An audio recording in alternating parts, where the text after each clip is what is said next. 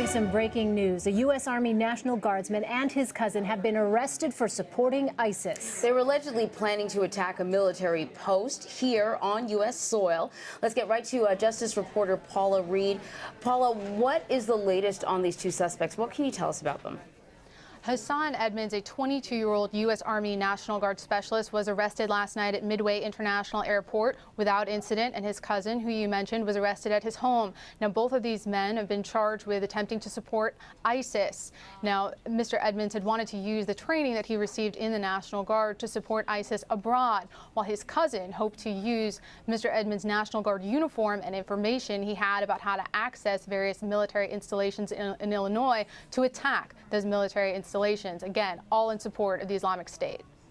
And so you just described it, but that type of attack on U.S. soil had to do with a facility that was in northern Illinois that was very familiar to Hassan. Is that right?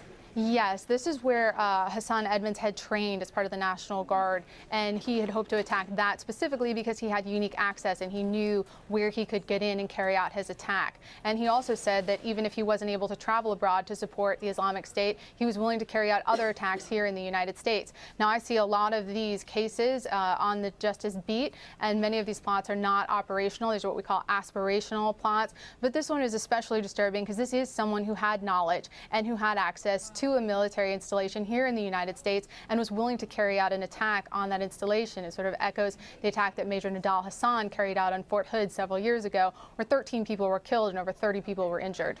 So, Paula, how did these two cousins come to the attention of the FBI?